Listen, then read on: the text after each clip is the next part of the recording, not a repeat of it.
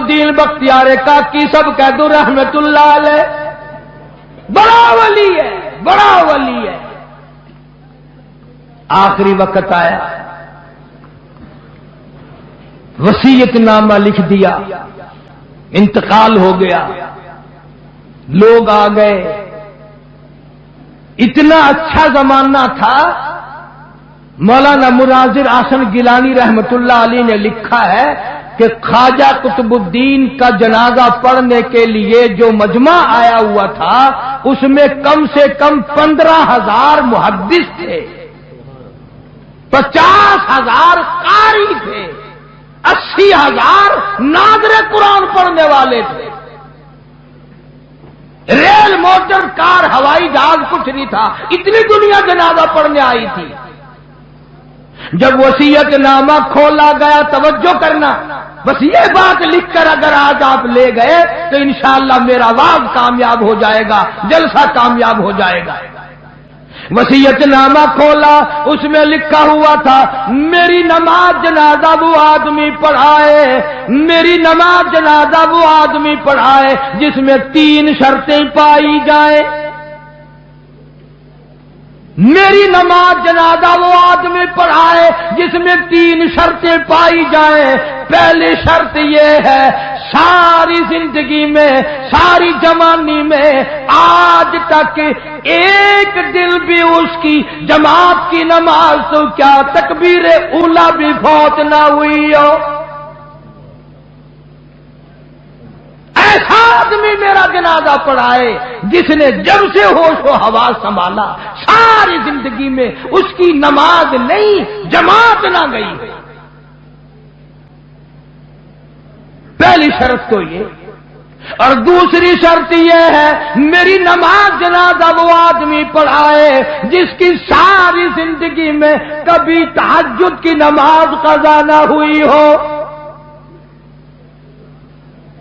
تیسری شرط یہ ہے میری نماز جنازہ وہ آدمی پڑھائے جس کی ساری عمر میں، ساری زندگی میں، بیماری میں، سفر میں، تندرستی میں، کاروبار میں، کسی حال میں بھی اس کی نگاہ غیر عورت پہ کبھی نہ پڑی ہو،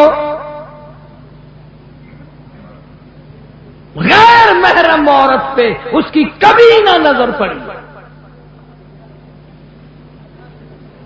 اب یہ تینوں شرطیں بڑی سخت، وصیت نامہ پڑھ کر سنا دیا گیا، کوئی آگے آنے کو تیار نہ ہوا، نہ محدثین میں سے، نہ مفتیوں میں سے، نہ قاریوں میں سے، نہ عالموں میں سے، نہ حافظوں میں سے، کوئی آگے آنے کو تیار نہیں۔ کیوں؟ سب کو یاد تھا بھی جماعت بھی کبھی نہ کبھی نکل جاتی ہے، تہجد بھی رہ جاتی ہے، اور دوستو سچائی کا زمانہ تھا اس لیے کوئی آگے نہ آیا۔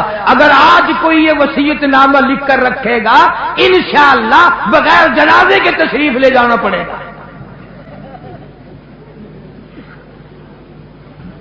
اگر آج کر ایسا وصیت نامہ بھی لکھو گے، ایسا ملا آگے آئے گا جس نے کبھی فرض بھی نہیں پڑے، وہ کہے گا چلو چھوڑو یار، اور نہیں اخبار میں فوٹو تو آئے گا۔ تینوں شرطیں بڑی سخت، خواجہ قطب الدین بختیار کاکی رحمت اللہ علیہ کی لکھی ہوئی شرطیں۔ صبح سے لے کر شام ہو گئی، عصر کا وقت آ گیا، جنازہ رکھا ہوا ہے، خلقت خدا کی آئی ہوئی ہے، نہ کسی میں یہ شرطیں پائی جائیں، نہ کوئی جنازہ پڑھائے۔ عصر کی نماز کا وقت جب قریب آیا، ایک آدمی صف میں سے نکل کر آگے آیا، جنازے کے قریب آیا اور منہ سے کپڑا اٹھا کے کہنے لگا او خواجہ تجھے کیا ملا، تجھے کیا فائدہ پہنچا، تجھے کیا چیز حاصل ہوئی، جاتے جاتے میرا پردہ کیوں کھول گیا۔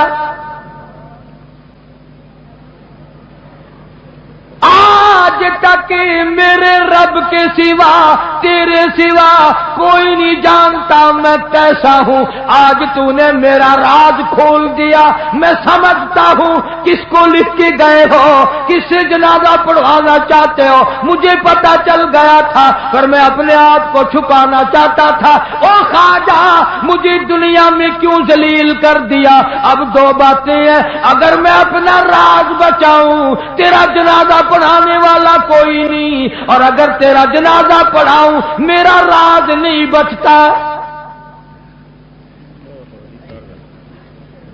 کون ہے آج میرا پردہ بچائے؟ تو نے تو اپنا فائدہ کر لیا, میرا نام لکھ کر چلا گیا, شرطیں میرے بارے میں لکھی ہے. آج کے بعد دنیا مجھے کیا کہے گی؟ ابھی موت نہ جانے کتنا دور ہے. اگر اس کے خلاف ہو گیا میں کالی کملی والے کو کیا منہ دکھاؤں گا؟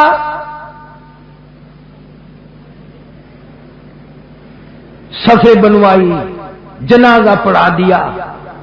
اور پشاور کے لوگوں, تم میں لکھے پڑے لوگ بھی ہوں گے, میں تاریخ کی طرف سے ذمہ داری سے کہتا ہوں کسی نے اعتراض نہیں کیا کہ تیرے اندر یہ شرطیں نہیں پائی جاتی. اب جس نے جنازہ پڑھایا تم یہ سوچ رہے ہوگے کہ پتہ نہیں کس خانقاہ کا ولی ہوگا, کون مفتی ہوگا, کتنا بڑا پیر ہوگا, کتنا بڑا بزرگ ہوگا, خدا جانے پہاڑوں میں رہتا ہوگا. نہیں, اسی وقت میں جب یہ خواجہ کا انتقال ہوا ہے, فوت ہوئے ہیں, اسی وقت کا حکمراں دلی کے تخت پہ بادشاہ کرنے والا خواجہ شمس الدین التمش تھا. کبھی بادشاہ ایسے ہوا کرتے تھے کہ ان کی جماعت کی نماز نہ جاتی تھی, کبھی تہجد کا دانی ہوتی تھی, کبھی غیر عورت پہ اس کی نگاہ نہیں پڑتی تھی. آج غریبوں, مزدوروں اور ملازموں تم سارا دن بدنیتی سے 100 عورتوں کو تاڑتے ہو, اور مرتے وقت تمہیں کیا ملے گا؟